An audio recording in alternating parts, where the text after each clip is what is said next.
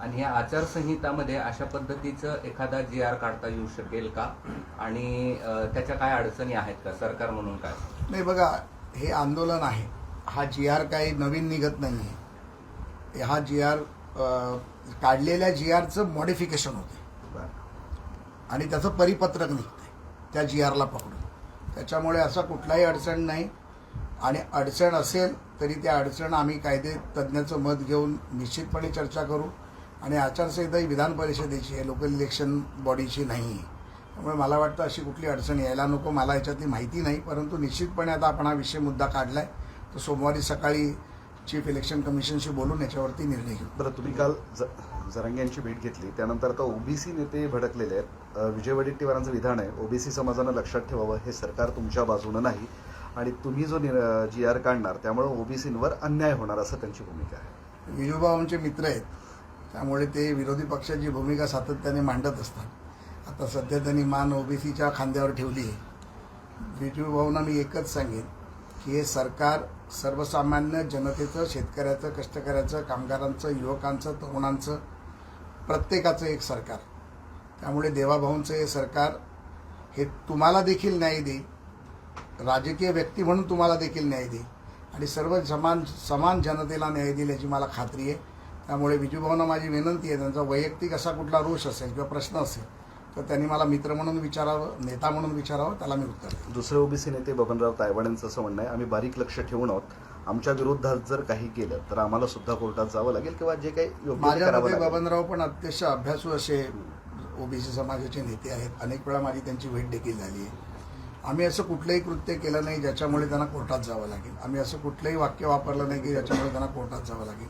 आम्ही कुठलीही अशी गोष्ट त्यांची काढून घेतली नाही ज्याच्यामुळे त्यांना दुःख होईल.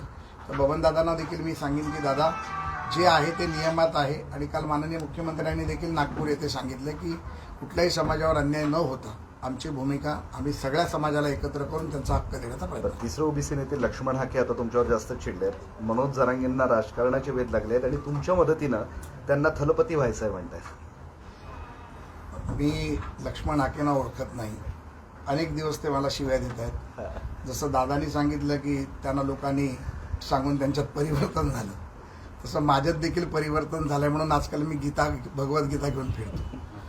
त्याच्यामुळे मला वाटतं की लक्ष्मण हाके त्यांना त्यांचं राजकारण लखलाव आहे. ते त्यांच्या समाजाचं काम करतात, त्यांनी त्यांच्या समाजाचं काम करावं. आणि हे करत असताना एक राज्याचा मुलगा म्हणून, महाराष्ट्राचा मुलगा म्हणून त्यांना माझी देखील गरज लागली. तर तसं आज दादांकडे आलो तसं लक्ष्मण हाकेंकडे पण मी जायला तयार आहे. मी तुम्हाला आपल्या माध्यमातून सांगतो. तुम्ही आता गीतेचा उल्लेख केला म्हणून एक प्रश्न विचारतो. गीतेमध्ये अनेक सार आहेत, तुम्ही कुठला सार घेणार आणि त्यांच्याकडनं कुठल्या साराची अपेक्षा ठेवणार? कारण की कृष्णाने बरंच काय सांगितलं. कृष्णाने सांगितलं तेच आपण फॉलो करूया. त्याच्यामुळे मला असं वाटतं की आपण समाजाला एकत्रित करू, समाजाचं नुकसान न होता त्या आपण केलेल्या कृत्यामुळे कोणाला वाईट न वाटणं, कोणाचं नुकसान न होणं, वैयक्तिक नुकसान न होणं आणि समाज हितासाठी आपण जगलो तर मला वाटतं की ते आपलं कर्तव्य आहे. ते कर्तव्य पूर्ण करायला मी निघालो. बरं, तुमचे आदरणीय एकच आहेत, त्यांचे टार्गेटही तेच आहे. हा दुवा कसा साधणार मुख्यमंत्र्यांबद्दल? बघा, माझे आदरणीय, मी सर्व जनतेसमोर सांगतो, माझ्या एका इंटरव्ह्यूमध्ये पण मी बोललो तर मला लोकांनी टीका केली की ते इंटरव्ह्यू प्रसाद लाडची होती का फडणवीसांची होती. ज्यांनी केलं त्याला नाकारायला नाही पाहिजे. आम्हाला आमच्या जिजाऊंनी शिकवलंय. आम्ही छत्रपती शिवाजी महाराजांची जी शिकवण आहे ती शिकतो. ज्यांनी आम्हाला दिलं त्यांनी आम्ही हात खुले करून सांगतो की आम्हाला दिलं. आणि ज्याने आम्हाला विरोध केला त्यालाही आम्ही माफ करायला तयार असतो. माझं एवढंच म्हणणं होतं की दादांनी देखील त्या दिवशी त्यांच्या पत्रकार परिषदेत सांगितलं की देवेंद्र फडणवीसांनी काम केलं याच्याबद्दल माझं दुमतच नाही. त्यांनी आरक्षण दिलं याच्याबद्दल माझं दुमतच नाही. त्यामुळे त्यांचा माझा आता वाद कुठलाच राहिलेला नाही. त्यामुळे भविष्यात काही गोष्टींचा त्यांच्या मनामध्ये तर त्यांच्याबद्दल कुठला द्वेष किंवा राग होता किंवा काही मिसकम्युनिकेशन होतं ते आता दूर होईल याची मी काळजी घेईन. सातत्याने दादांना भेटायला येत जाईल.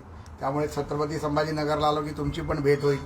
तुम्ही पण मला अनेक प्रश्न विचाराल आणि त्याच्यामुळे मला वाटतं की भविष्यात आपण खूप चांगल्या पद्धतीमध्ये या राज्याचा समतोल राखून शांती आणि समृद्धी राहील याचा प्रयत्न करू. संधी मिळालीच आहे. एक राजकीय प्रश्न विचारून घेतो. विधान परिषद, तुम्ही समन्वयक आहे म्हणून विचारतोय. विधान परिषद निवडणुकीसाठी महायुतीचं जागा वाटप निश्चित झालं असं कळतंय. भाजप 11, शिवसेना 4, राष्ट्रवादी 2. इज ओके, हेच आहे, झालं हे अंतिम? नाही, मी खरं तुम्हाला सांगतो की मागच्या 15-16 तारखेपासून मनोज दादांचा विषय हा मी हाताळत होतो. मी दोनदा-तीनदा इथे आलो, त्यामुळे सातत्याने त्या विषयात असल्यामुळे यावेळेला विधान परिषदेच्या जागा वाटपाच्या कुठल्याही चर्चेत मी नव्हतो. परंतु मला पूर्णपणे खात्री आहे की एकनाथरावजी शिंदे, देवेंद्र फडणवीस आणि निश्चितच आमच्या वहिनी सुनेत्रा वहिनी या सगळ्यांचा मान ठेवून, सन्मान ठेवून महायुती म्हणून आम्ही एकत्रितपणे काम करू. आम्ही छोट्या छोट्या घटकांचा देखील घटक बरोबर असताना त्यांचा सन्मान ठेवलेला आहे. महायुती म्हणून त्यांचा सन्मान केलेला आहे. आता मुंबईला गेल्यानंतर मला त्याची परिस्थिती कळेल काय झालं, कारण मी खरंच कोणाशी या विषयावर बोललो नाही. माझं एकच उद्दिष्ट होतं की दादांचं उपोषण मागे व्हावं, त्यांच्या मागण्या मान्य व्हाव्या, ज्याच्यात मला असं वाटतं की एक समाजाचा लेख म्हणून छत्रपतींच्या आशीर्वादाने, श्री गणपती बाप्पाच्या आशीर्वादाने त्याच्यात मला यश मिळालं. आणि जे दादानी काल अनेकांच्या भुवया उंचवल्यात की 13-14 तासात दादानी कसं काय मागे घेतलं, तर ते श्रेय माझं नाही आहे. माननीय मुख्यमंत्र्यांनी जे त्यांनी सांगितलेल्या गोष्टी मान्य केल्या, माननीय विखे पाटलांनी त्या गोष्टी पेपरवरती उतरवल्यात, माननीय एकनाथ शिंदे साहेबांनी त्यामध्ये आम्हाला होला हो दिलं. ह्या सगळ्यांचं, या सरकारचं ते श्रेय आहे. त्याच्यामुळे मी मुख्यमंत्र्यांचा देखील आभार मानणार आहे, दादांचा देखील आभार मानणार आहे आणि विखे पाटलांचा आणि एकनाथ शिंदेंचा देखील आभार. अखेरचा एक प्रश्न विचारतो. रायगडचं पालकमंत्री पद आणि त्या बदल्यात त्यांना तिकीट, ही सेटलमेंट सगळी घडवून आणली आणि तुम्ही सुद्धा त्यात होता आणि हा तिढा सुटला थोडक्यात असं म्हणताय? नाही, असं आहे की तर मला आनंद होईल, कारण पुन्हा आता ह्याच्यानंतर मिशन निवडणूकच आहे. त्यामुळे आज मला मुंबईला जाऊ द्या ही विनंती आहे, पण उद्यापासून परत कामाला लागायचं. राजेश टोपे मला माहित नाही, माझ्याशी तर बोलले नाही. काल उपोषण सोडताना जरांगे पाटील तुम्हाला म्हणाले दोघांनाही की मला माझ्या विरोधात बोलणाऱ्याची एकाची आणि माझी नावचौकशी करावी, म्हणजे नाव न घेता त्यांनी धनंजय मुंडे त्याच्यावरती विखे पाटील साहेबांनी उत्तर दिलंय की निश्चितपणे आपण त्याचा विचार करू म्हणून. थँक्यू. सर हिंदी में दीजिए सर. मनोज जरांगे साहब के जो उपोषण है, स्ट्राइक है, वो कई दिन और कई हफ्ते चलते हैं. इस बार सिर्फ 15 घंटे के भीतर वो स्ट्राइक खत्म हुआ है, तो आपने कन्विंस कैसे किया? मुझे लगता है कि लोगों की समझ में फर्क होता है. जो दादा चाहते थे, दादा मांगते थे, वो शायद प्रॉपरली कम्युनिकेट नहीं हो पा रहा था. जो कम्युनिकेट मैंने दादा से 22 तारीख को बैठक करने के बाद करने की कोशिश की. राज्य के मुख्यमंत्री ने मुझे इसलिए समय दिया, राज्य के उप मुख्यमंत्री जी से मेरी बातचीत हुई और इस समिति के उपाध्यक्ष हमारे नेता मंत्री सम्माननीय विखे पाटिल साहब ने इसे अभी कोई लगता कि बिना पानी पिए, बिना खाना खाए धूप में बैठेंगे. कल उनकी तबीयत इतनी खराब थी, बीच में के 2-3 घंटे में मैं शिरडी भी जाकर बाबा का दर्शन लेके आया. मुझे ऐसे लगता है कि अगर उनकी मांगे पूरी होती है तो उन्हें कोई उपोषण करने की जरूरत नहीं है. और वो मांगे जो थी वो समाज के सामने, समाज के तज्ञों के सामने रखकर, जनता के सामने रखकर उन्होंने बताया. माननीय विखे पाटिल साहब ने भी पब्लिक में उनके सामने ये चीज़ों को दोहराया. माननीय मुख्यमंत्री जी से बात हुई, वो भी चीज़ दोहराई. मुझे लगता है कि ये सारी चीज़ें बराबर से होने के कारण, एकदम एक परफेक्ट कम्युनिकेशन होने के कारण ये सारी चीज़ें आज साध्य हुई. महाराष्ट्र में कई जगह पे जो है आचार संहिता जारी और आप जीआर निकालने की बात करें तो पॉसिबिलिटी. देखिए, एक पहली बात तो आप दिमाग में रखिए, जीआर ऑलरेडी निकला चुका है, 2025 में निकला है. जीआर का अमेंडमेंट होगा, परिपत्रक होगा, तो उसको मेरे ख्याल से आचार संहिता नहीं लगती. लेकिन अभी किसी मेरे मराठी पत्रकार भाई ने पूछा कि ये आचार संहिता है, तो उस बारे में कल सोमवार है, कल चुनाव आयुक्त से बात कर उस बारे में पूछ लूँगा और उसके बाद माननीय विखे जी को भी पूछने के लिए बताऊंगा और उस बाद जो भी निर्णय होगा हम करेंगे. विपक्ष की तरफ से भी ओबीसी नेताओं को कई तरीके की बातें की जा रही है, ओबीसी नेता भी इस प्रकरण से नाराज है, इस बारे में आप क्या कहें? नहीं, मुझे लगता है नाराजगी होने की कोई कारण नहीं है. जो उनको देने का कमिटमेंट किया था उसे ही दे रहे, कोई नया नहीं दे रहे.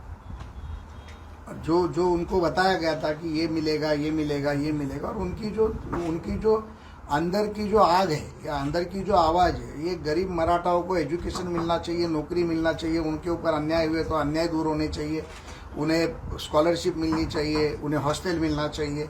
ऐसी सारी बातें जो हमारे सरकार ने और कई सरकार ने उसको कमिट किया था.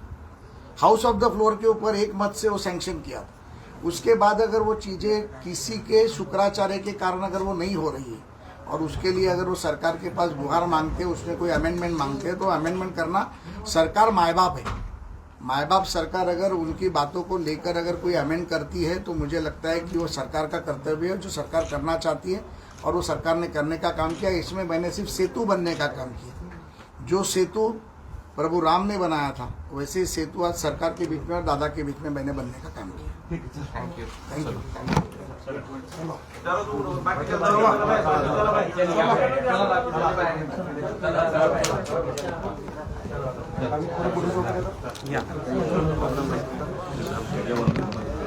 दादा येऊ मी?